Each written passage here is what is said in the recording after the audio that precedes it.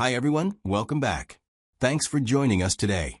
We've got a brand new story to share with you. So let's begin. My name is Jason, and I never thought I'd be telling a story like this.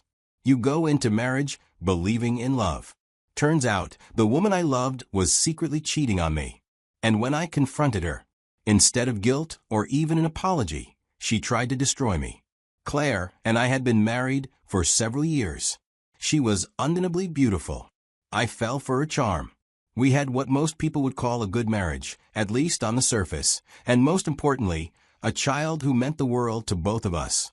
We had our arguments, sure, but nothing I thought was out of the ordinary. I ignored all the red flags she showed me as the years go by. I brushed them aside because I didn't want to admit something was wrong. Claire never valued my opinions, even early in our marriage. She would dismiss what I said, cutting me off in conversations like my words didn't matter. It was blatant disrespect, but I ignored it. Then came the secrecy. Her phone, which she once left lying around, suddenly never left her hand. She would turn the screen away, take calls in private, and when I asked who it was, she'd brush me off with vague answers like, just a friend. The more I tried to connect with her, the more she distanced herself. She started going out more, staying out late, and sometimes not coming home at all. Her excuses were weak, and none of it added up. I grew up in a single-parent home, and if there was one thing I swore I'd never let happen, it was for my child to go through the same thing. I didn't want my son to wake up one day and realize his parents couldn't stand each other. So I held back from being too strict with Claire, hoping things would improve. But they didn't. If anything, it got worse. I started noticing how easily she dismissed me, like I was just another piece of furniture in the house. No matter what I did, it felt like I was losing her. One night, she left her phone on the couch while she hurried to the bedroom to grab something. Her phone was locked, but a message briefly appeared on the screen before disappearing. It was a flirty text from an unsaved number. I couldn't check for more details, but in that moment, my gut told me everything I needed to know. I needed to find out what my wife was doing, but I couldn't spend my days following her around. I had work, responsibilities, and at the same time, I couldn't ignore the feeling in my gut telling me there's more to the message I briefly saw that night. So I made a decision. I hired a private investigator. A friend of mine had used one before, and he swore they could uncover details the average person would never notice. I knew that if Claire was betraying me, I couldn't rely on suspicion alone. I needed undeniable proof, something solid that couldn't be twisted or explained away. The investigator wasted no time getting to work.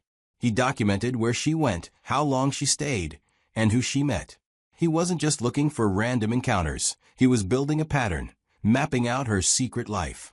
He took photos, recorded videos, and noted every suspicious detail. While he worked in the background, I had to act like nothing was wrong. Every night, I laid next to her in bed, knowing there was a chance she had just come from another man's arms. The waiting was unbearable. Then, one evening, I met up with the investigator. He simply handed me a folder. As I flipped it open, I knew my life would never be the same. Claire wasn't just cheating. She was doing something worse than that. This wasn't a single mistake or a lapse in judgment. She was involved with multiple men who carried weight in society.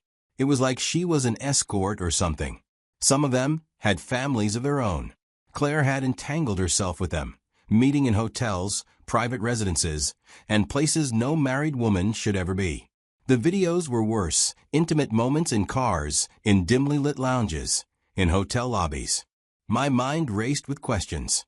What was she getting out of this? Money? Status? Some twisted thrill?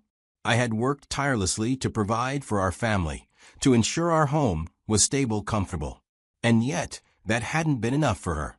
The woman I thought I knew, the woman I had loved, trusted, and built a life with didn't exist. That night, I sat in the living room, waiting for Claire to come home. My heart was pounding out of sheer disbelief at what I had discovered. I gathered undeniable proof of her infidelity, and now, I needed to hear her say it. I wasn't expecting a happy ending, but at least, she would have the decency to admit what she had done. When she walked in, I stood up and faced her, my voice calm but firm. "Claire, we need to talk." Her eyes flickered. I told her I knew everything about her secret affairs that are no longer secret anymore. For a split second, she froze, but instead of trying to explain, she did something I never saw coming. She laughed, and before I could say another word, she flipped the script completely. She got angry as she started shouting, "You've been controlling me for years. You don't let me have a life. You track where I go, you don't trust me, and now you're accusing me of cheating." I was stunned. This wasn't a defense, it was a full-blown counterattack. Before I could react, she stormed into the kitchen, yanked open a drawer, and sliced her own arm with a knife. I stood there, frozen, as she let out a blood-curdling scream, dropping to the floor as if I had just attacked her. My mind was struggling to process what I was seeing. She clutched her arm, tears pouring down her face, and looked up at me with terror that wasn't real, but convincing enough to fool anyone who didn't know better. And then she grabbed her phone and dialed 911. "Help. My husband just attacked me. He's out of control. I think he's going to kill me." Her voice cracked, pure desperation dripping from every word. I took a step back, my hands up, my breath catching in my throat. This was a nightmare, a trap, a setup. As I sat there, trying to make sense of what was happening, I quietly started recording on my phone. Claire noticed me tapping on the screen and immediately demanded to know who I was texting. I didn't respond. Her expression hardened, and she looked me straight in the eyes. Then, in a cold, steady voice, she said, "Nothing will save you from this. I'll make sure you suffer until you die." I felt a chill run through me. Minutes later, flashing red and blue lights lit up the front of the house. The cops stormed in, guns drawn, demanding that I put my hand where they could see them. Claire was sobbing in a corner, shaking as she pointed at me. "He snapped," she whimpered. "I just wanted to go out with my friends, and he lost it." I tried to speak, but what could I say? A man defending himself against a sobbing, injured woman? It didn't matter that I had never laid a hand on her. It didn't matter that I had proof of what she had done. In that moment, I was the monster. They grabbed me, cuffed me, and before I knew it, I was being shoved into the back of a police car. Sitting in that station, handcuffed to a bench, everything started sinking in. She had planned this. The affair, the accusations, the injuries, it was all a calculated move. And she wasn't done, but I couldn't bring myself to expose what I know about her, because I know she was going to end up in jail for this stunt. It was late, so I couldn't get my lawyer, so they kept me in the station till the next day. The next day, I sat in the cold interrogation room, waiting to be questioned again. My lawyer walked in, holding a stack of papers, divorce papers. Claire hadn't wasted a second. She wasn't just trying to ruin my name. She wanted to take everything.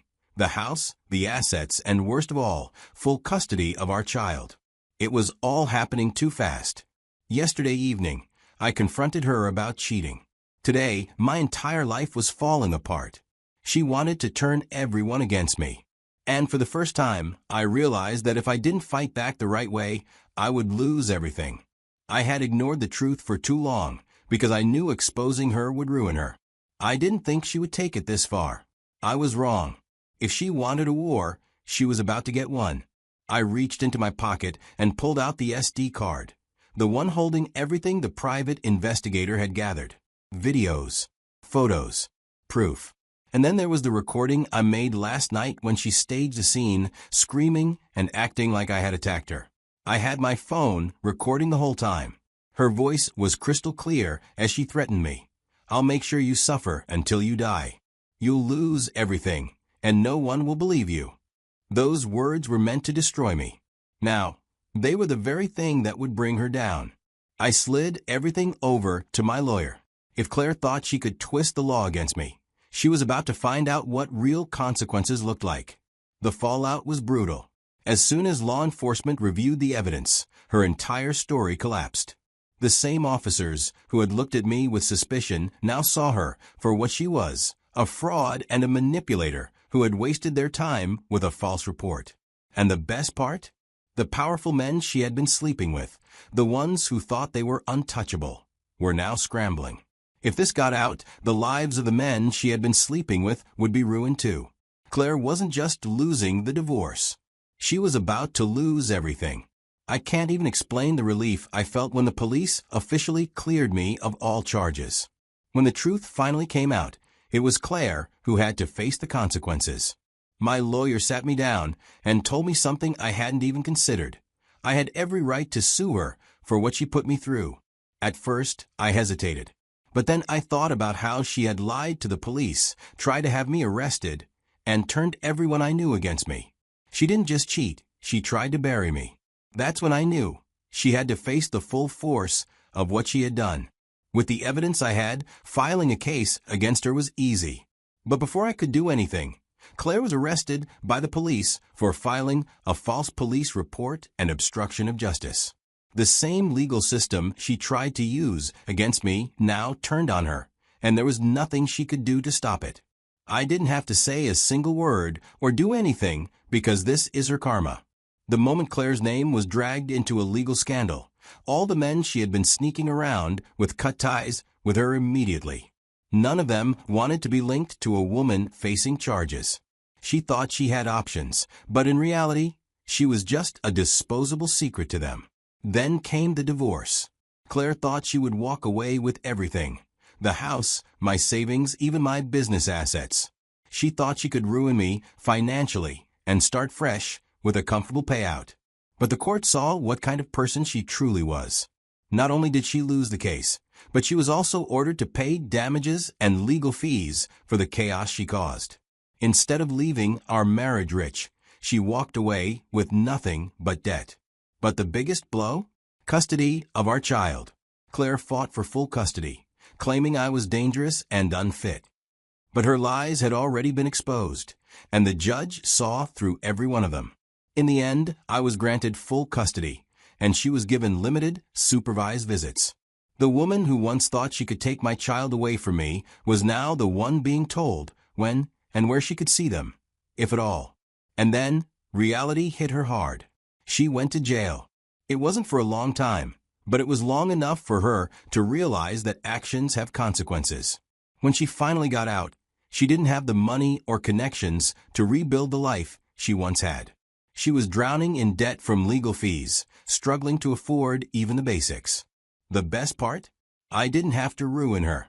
She did it all to herself. It's crazy to think about how close I was to losing everything.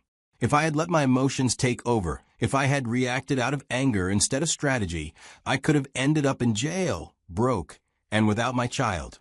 Staying calm at first felt like the right thing to do, but looking back, I realize that if I had stayed quiet any longer, Claire would have buried me completely. The truth is, some people don't just want to hurt you. They want to destroy you. And if you give them the chance, they will. I know some of you might be thinking, why didn't I leave sooner? The answer is simple. I loved her. I believed in our family. And when you have a child with someone, you don't just throw everything away over suspicion. But love shouldn't make you blind, and loyalty should never be one-sided. I learned the hard way that the person you trust the most can also be the one plotting your downfall behind your back. That's why it's important to pay attention to actions, not just words. If someone keeps disrespecting you, lying to you, or making you feel crazy for questioning things, chances are you're not the problem. At the end of the day, I didn't win because I was lucky. I won because I kept my head down, gathered evidence, and played the long game. Claire thought she could manipulate the system, but karma had other plans. She thought she could take everything from me, but in the end, she lost it all. There's nothing more freeing than knowing that someone who tried to destroy you no longer has any power over you. So let me ask you, if you were in my shoes, what would you have done? Would you have fought back the way I did, or handled it differently? Let me know in the comments. And if this story resonated with you, if you believe in justice and standing up for yourself, make sure to like and share this video. You never know who might need to hear this today. Thanks for watching, and I'll see you in the next one.